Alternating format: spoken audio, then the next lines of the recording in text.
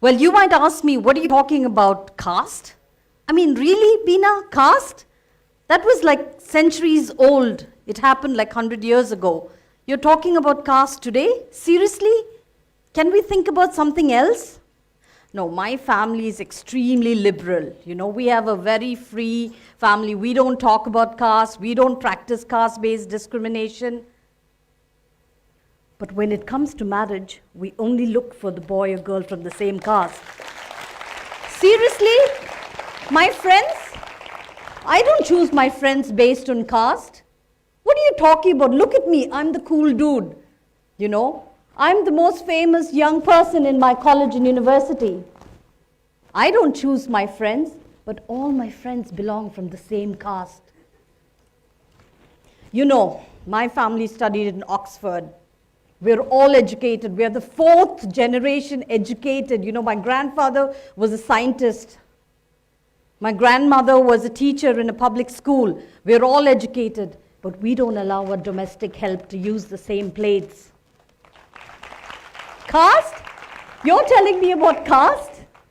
My friends, this is the real India today.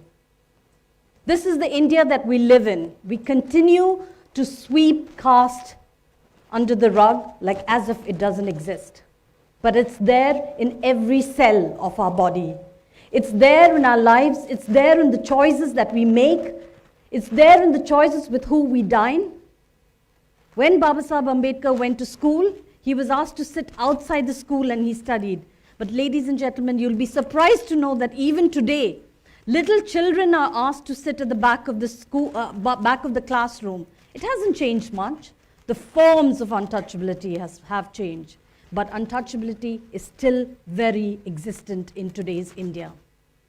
You might tell me, you know, which world are you living in? Look at all of us.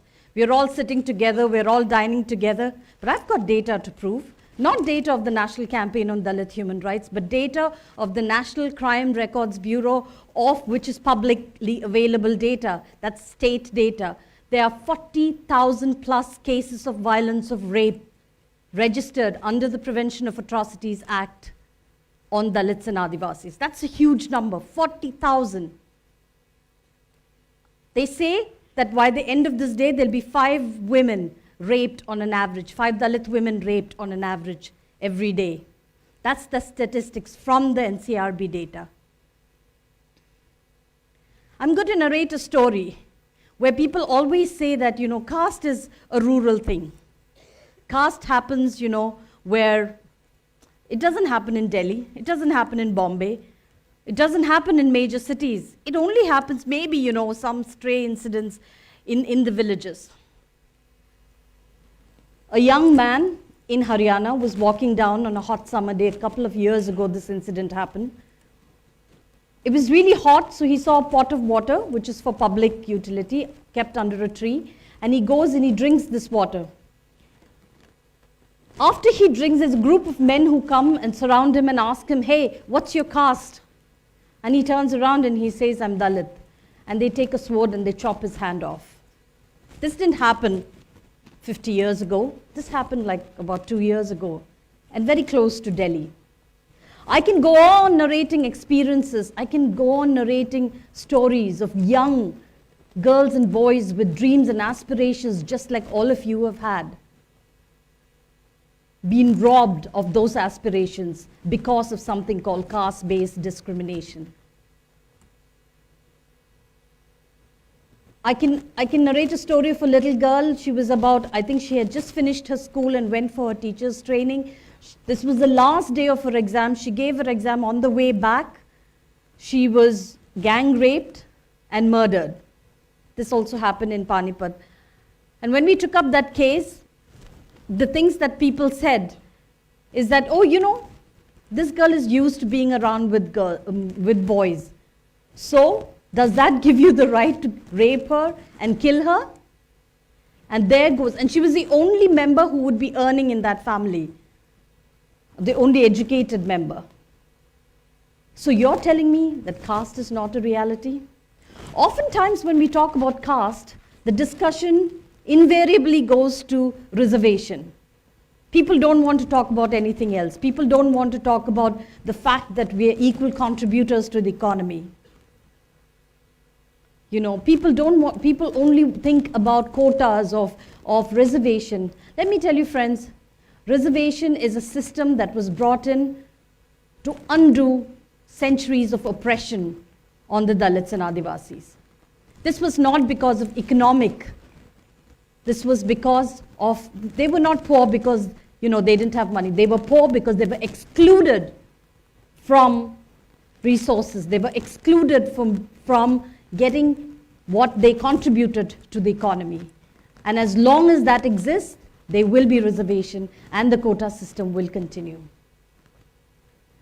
We form 25% of the population if you put Dalits and Adivasis together. Dalits are about 16.6 and Adivasis are about 8.6. That's about 25%.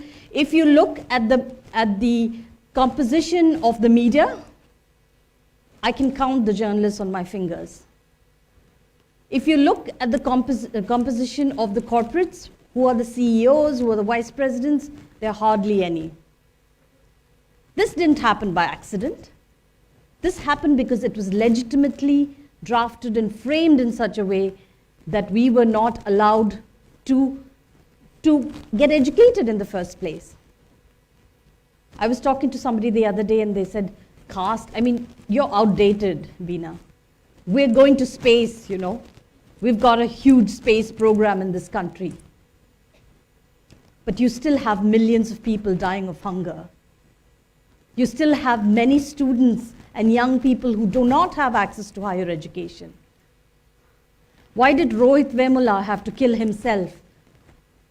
Why did he have to kill himself? He had to kill himself to bring attention to the almost terrible state of higher education in this country for Dalits and Adivasis.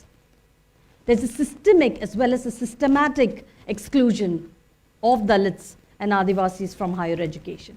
After years of oppression, after discrimination, they somehow reach these institutions where they're further discriminated by the state because the scholarships are not released on time, because the schemes are not well drafted and framed, by the policy itself, but also by fellow students.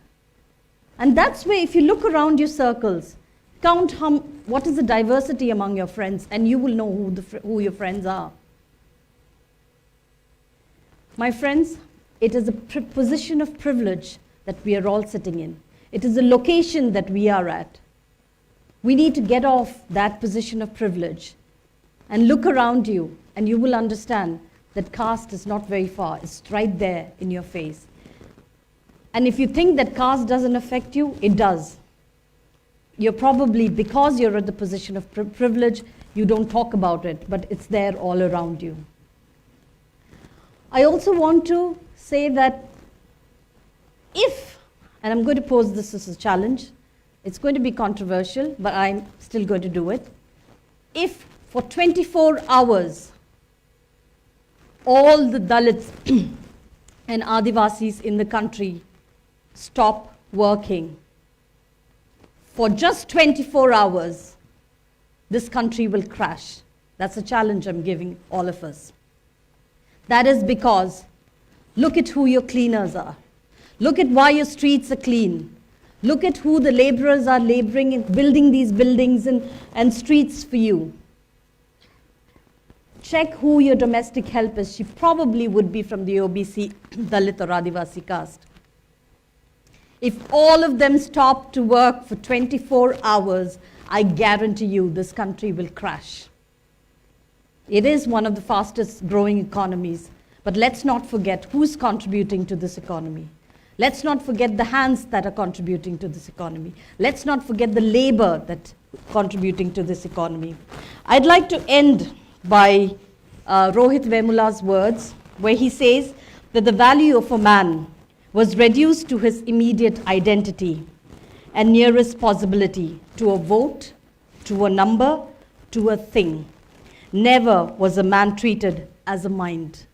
Let's get off those seats of privilege. Wake up and smell the coffee. Jai Bhim. Thank you.